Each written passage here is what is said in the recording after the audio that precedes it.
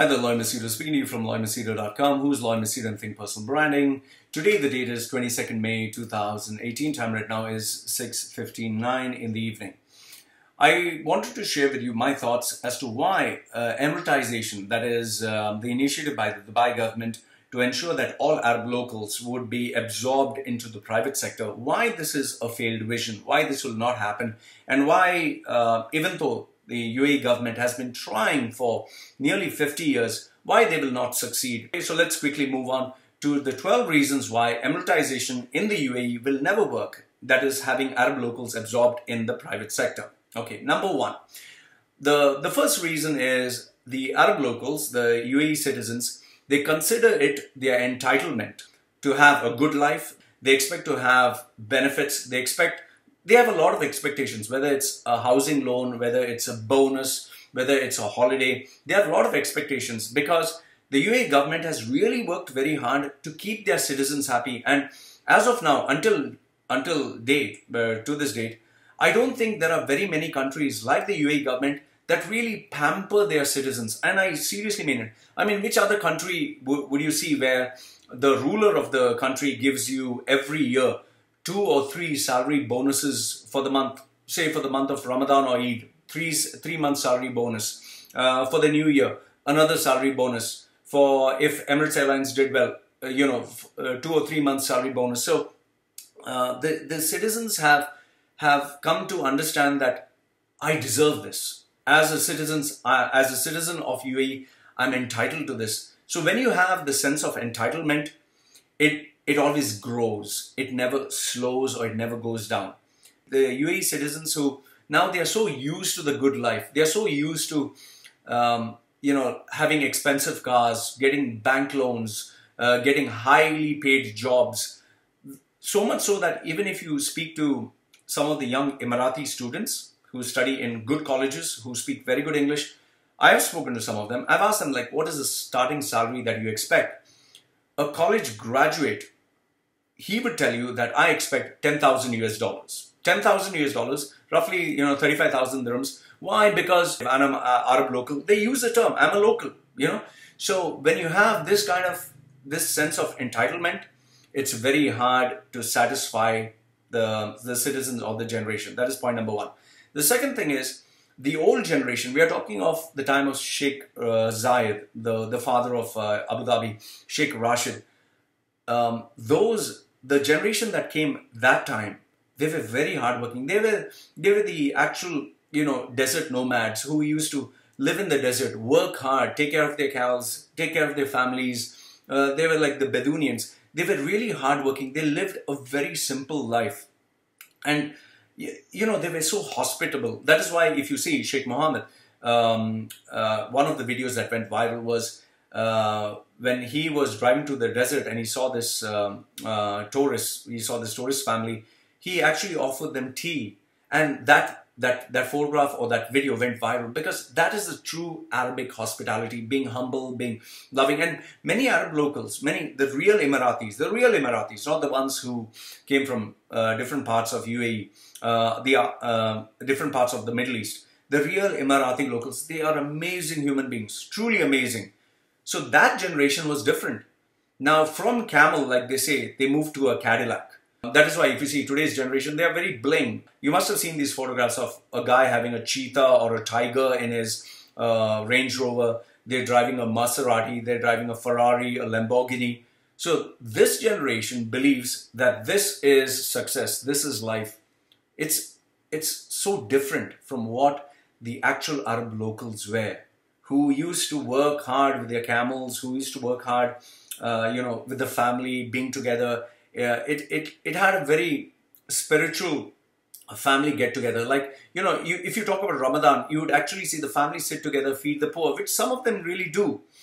But today's generation, the majority of them just want to live a modern life. And the major problem for this is social media and the influence from external Western, the cultures. So the second problem is the new generation. They expect way too much.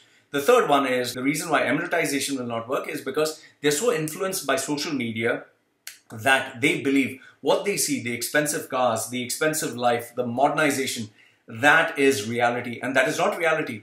In Dubai, UAE, the reality is in the private sector, it's hard work, it's small salaries, it's toiling in the sun, it's listening to the shit the boss gives you, it's pressure from the office. This is not what they show in social media. So point number 3 is the social media illusion, delusion, or influence. Point number 4, in terms of Arab locals, okay? If you're an expat and you come to Dubai or you come to the Middle East, you have fear of job loss, because if you lose your job within 1 month, if you don't get a new job, you're asked to leave the country. And if you have to leave the country, you have to take your wife with you, you have to take your children with you, you have to, uproot all the savings, your complete stability from the Middle East and go back to India, which is a disaster because it'll cost you tons of money. You'll have to start from zero. Many people, when they come to Dubai, when they come to the Middle East, they have taken a bank loan, they have sold their land. They literally are dependent. Their whole livelihood, their existence is dependent on the job in the Middle East. So when you employ an expat, the CEO of the company or the owner of the company, the expat can tell you, if you don't work hard, I'll kick your ass, I'll cancel your visa, I'll ban you. Now, can you imagine saying that to an Arab local? Can you tell an Arab local, Emirati of the country, hey, you don't work hard, I'll ban you. Okay, I'll ban you, I'll cancel your visa, I'll kick you out of this job. You know what the Arab local guy will tell you? Fuck you, I'm local. That's how they say it. They say, I'm local. What will you do? You can't do jack shit. So what do you do when someone uses the card of being a citizen, of being a local, of using his religion? You can't challenge them because they have no fear. It's their country. So the point number 4 is the fear factor. Point number 5. Have you ever seen an Arab local? Have you ever seen an Emirati local of the country working as a laborer, staying in Sonapur, sleeping where 50, 60 people in one room with smelly socks and stinky body odor? Have you ever seen an Arab local there? Have you ever seen an Arab local working in the building construction site for 600 dirhams a month, eating rice and fish, which is produced in bulk for these Indian Asian laborers? Have you ever seen? Impossible. You'll never see an Arab local in the sun, struggling like a laborer. You'll see Pathans, you'll see Indians, you'll see Bangladeshis, you'll see Sri Lankans, you'll see all other Asian nationalities, not Western, but you'll not see an Arab local. In fact, look at the ads. Whenever they show a luxury brand, you'll always see an Arab local with a kandura and a lady wearing an abaya and an Asian guy serving. Why isn't it that an Indian is sitting there and an Arab local is serving them? No, it'll never work, because the image that an Arab local is high and mighty is always there. That's the image, and they have to live by this image. So they will never work for less. They will always want to work for more. Okay. Point number 6. You don't have to believe me on this. Check the Gulf News, check the Khalij Times. Just Google salary bonus. The rulers of the country are very generous in giving annual bonuses. Like, if, let's say, during Eid, to celebrate Eid, he gives them 2 or 3 months salary bonus. Let's say on Ascension Day or on the National Day, 2 months, 3 months, 4 months salary bonus. Now, the government can afford to do that. They have unlimited funds, access to wherever. Do you think the private sector, an Asian or somebody who is trying to make ends meet, trying to survive in UAE, can he give 3 or 4 months salary bonus? As it is, an Arab local will never work for cheap. He will take like 5 times the salary of an Asian. On top of that, do you think he can afford to give him 5 times more the salary, multiply into 3 months as a bonus? Do you seriously see that happening? The private companies can't afford to give these bonuses, and these bonuses can only be given in government sectors. The problem is the government, in order to gain their loyalty, keep them happy, they have done the wrong thing. They've given them the greed of money, and because this greed of money, 3 months salary, 5 months salary, easy money. I had one friend, don't want to take his name, he's an Arab local. He used to blow on his credit card I'm not exaggerating. He used to literally blow on his credit card. He had around 5 credit cards. He used to blow on all of them. I asked him, how do you ever pay? Year end, I'll get a 3 months or 4 months salary bonus. I'll pay off all the cards. So that's what they expect. So when you always have this expectation that you're going to get, this salary bonuses, what can you do? And this can never happen in a private company. Okay. Point number 7. Oh, this one, you would see it. You don't have to believe me. You'll see it. Muslims have, they pray 5 times a day. Okay, most of the Arab Muslims. Now, the problem is some of them use this as an excuse not to work. Like what they do is, during the 8 hours of work, they will go to the mosque. They have to get ready, ablution, ablution or whatever. Okay, get ready, they wash themselves and they pray. So what these people do is they take half an hour to get ready, 20 minutes or 15 minutes to pray, and then 15-20 minutes to come back. So overall they lose 1 hour. Now imagine you're doing this 5 times a day. Imagine you're doing this 5 times a day. So, if you're really focused on work, you can't have a disturbance in between. That is why people who are really focused on work, they don't even take phone calls. They don't even check emails. Now imagine if you have to pray 5 times a day. So the thing is, as a person who runs a business, you cannot have, you can't tell the local guy, hey, you're not allowed to pray. He'll tell you, I am Muslim. And he'll say, this is UAE, I'm local, and you speak against Islam. This has happened. This has actually happened. What do you think the owner is going to do? If the owner is Hindu or the owner is Christian, what do you think he's going to say? Oh yeah, let's see what you'll do. He will go to the ministry, he'll go and complain, he'll say he spoke against Islam, he doesn't allow a Muslim to pray. Your company is jacked, you are finished.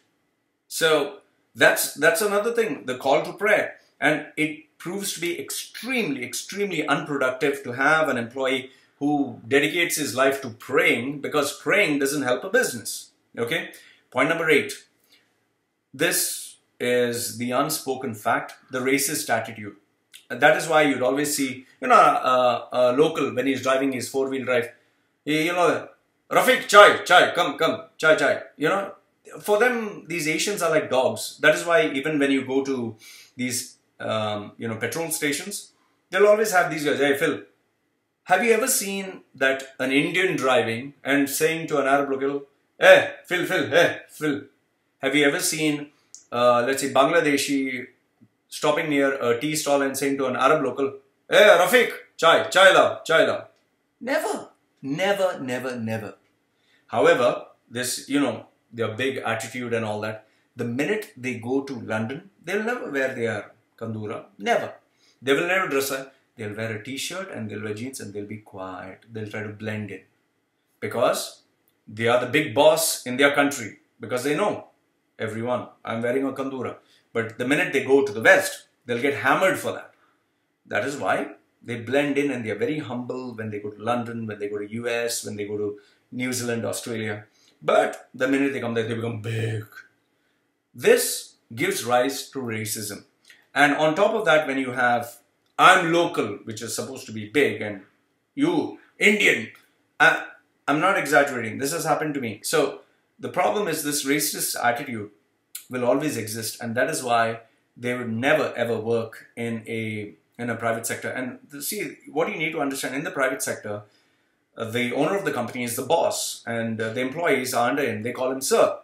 Do you anytime think Arab local would call an Indian guy sir, Mr. Ram, I'm Mohammed Al-Bakr, I listen to you. Come on. Okay, point number 9, the easy money. In the government, if they work for the government, they get extraordinary, very good salaries. Yes, because the government supports them. You can't expect a good salary when you work in a private company. As it is, they pay peanuts. They pay peanuts to Indians, Pakistanis. Like, they start with 1,200, 1,500 dirham salary. Do you think an Arab local would work for 1,500 dirham salary? An educated Arab local who speaks very good English. Then point number 10 is the government supports them, which is good. Okay, it is really good. In fact, I respect and admire the fact that the UAE government supports its citizens. This is something that the UAE government should be respected, should be saluted, and should be, it's wow. I sometimes wish I was an Arab local. Okay, with my titles I cannot be, but the UAE government is an example of how a government should support their citizens. They really take care of their citizens. The Indian government, Pakistani government, they don't give a damn. You can go to jail, they'll not even bother. I'm not even exaggerating. Just go and check in any of the Middle East jails. How many Indians, Pakistanis, Bangladeshis, and Africans are there? They don't give a damn. Okay, but if you're an American or if you're British or you're Australian, well, they'll stand up for their citizens. In the same way, the UAE government supports their citizens. They really support their citizens. But the problem here is the citizens kind of take advantage of this, and then you can't do anything because of the bureaucratic structure. So they can have pals and friends, then you can't touch them. So the private sector is always under pressure for this. Point number 11, which I've told you indirectly before, is you can put pressure on expatriates. You can tell them you better work, or you don't come and show me your face tomorrow, or I'll not pay your salary, or I'll cancel your visa. You can tell that to an expatriate, and he would, shit bricks. He would be under stress because, if he loses his job, what will he do? You can never do that with an Arab local. Impossible. And last, if not the least, is, if you're an expatriate, you cannot change jobs. You cannot change jobs. If you work for a company, you have to work for the company for 3 years.